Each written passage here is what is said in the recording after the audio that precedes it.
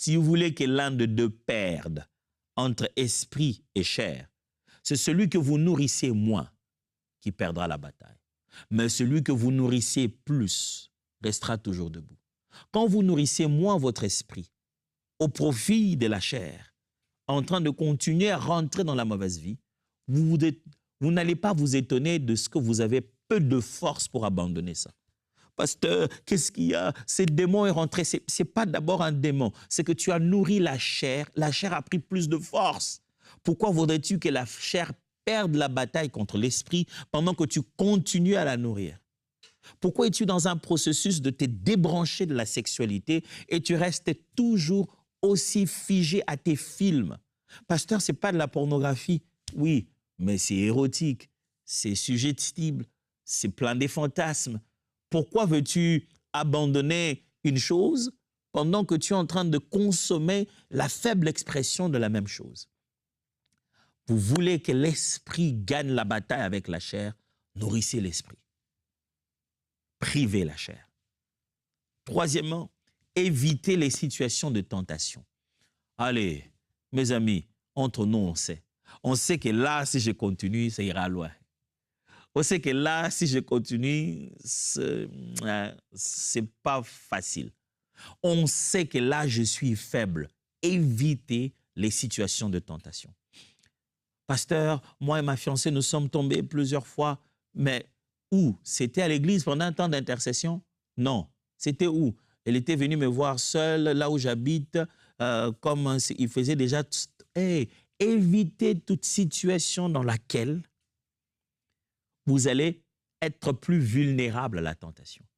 Vaut mieux, vous savez, j'aime comment la Bible dit, fuyez l'impudicité. La Bible dit littéralement, ne vous battez pas avec l'impudicité. Vous la voyez venir, fuyez. Si l'impudicité vient dans cette direction, prenez l'autre direction.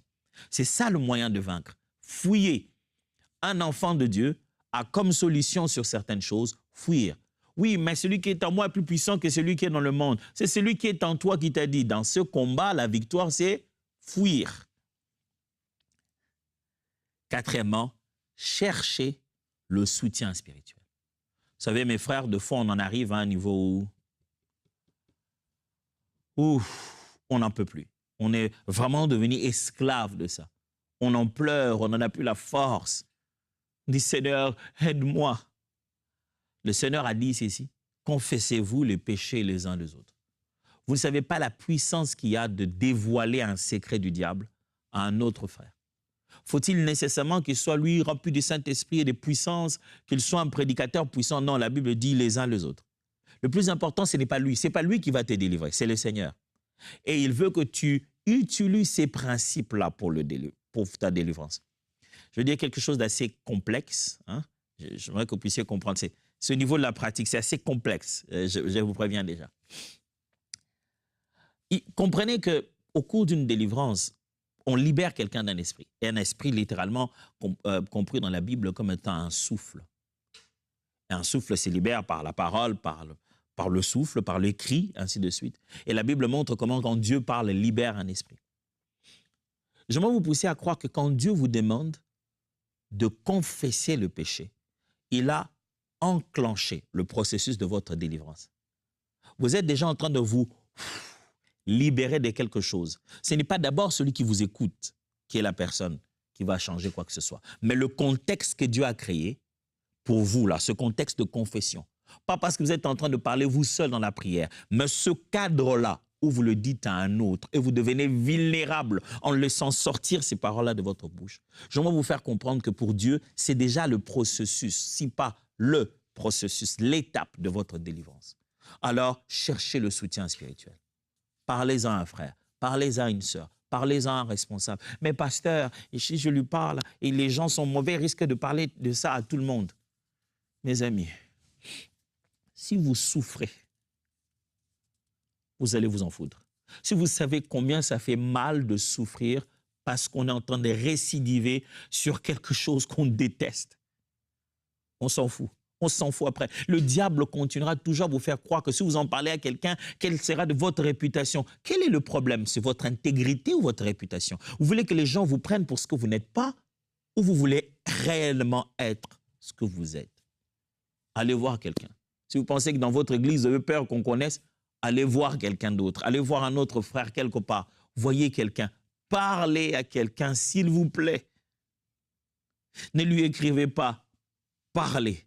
Même pour 2 minutes, pour 3 minutes. Vous n'avez pas besoin de faire une description détaillée de ce qui se passe. Dites-lui, mon frère, voici ma vie, à quoi elle est réduite. Voilà comment je vis ma vie chrétienne présentement. Voilà comment la pornographie a vaincu de moi. Voilà comment toute ma vie n'est devenue que masturbation. Voilà comment toute ma vie n'est devenue que coucher avec des femmes, avec des hommes. Voilà comment je nourris je nourris la bête à l'intérieur de moi. Prie avec moi. Aide-moi. 5e, être intentionnel sur l'objet de nos pensées. Vous devez, la Bible dit tout ce qui est digne, tout ce qui est digne d'honneur, tout ce qui est plein de valeur soit l'objet de vos pensées. Mes amis, ne laissez pas n'importe quoi commencer à stimuler vos réflexions. Devenez intentionnel. Soyez capable d'arrêter une pensée. Quand une pensée commence en nous, ce n'est pas ça le péché. C'est le comment nous commençons à consommer ce péché-là. Sinon, alors, il n'y aurait pas de tentation. La tentation, c'est la première suggestion qui vous est faite. La consommation de la tentation, c'est ça qui va devenir péché. Alors, devenez intentionnel. Devenez capable de dire, pas ça. Arrêtez-vous quand une pensée commence à trotter dans votre tête. Une pensée qui n'est pas de Dieu. Enfin, être sélectif sur les relations, les conversations et les consommations. Devenez sélectif. Je répète, être sélectif. D'abord, premièrement, sur les relations, puis sur les conversations et enfin sur les consommations. Devenez sélectif, les amis. Vous n'êtes pas obligé d'avoir pour ami n'importe qui. Il y a des gens, vous savez que quand vous allez vous mettre à parler, il ne dira jamais rien de bon. Tout dans son langage ne sera qu'impur et impudique. Vous commencez une conversation, vous sentez que chacun place son mot à l'intérieur. Ce n'est pas une bonne conversation, sortez de là. Sortez de groupes où vous ne parlez que de ça, où vous vous envoyez des vidéos bizarres. Sortez de ce groupe WhatsApp. N'entrez pas en relation avec n'importe qui. Ne restez pas dans une relation où vous savez que cette personne, ce n'est pas une relation qu'elle veut, mais dévore de regard. C'est mon corps qu'elle veut. Devenez sélectif dans ces 3 choses. Puis-je prier avec vous aujourd'hui? Prions. Abba, je t'en prie.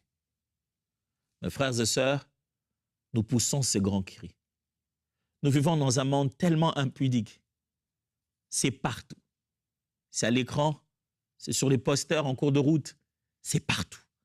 C'est pour des dentifrices, c'est pour même des produits laitiers. C'est partout.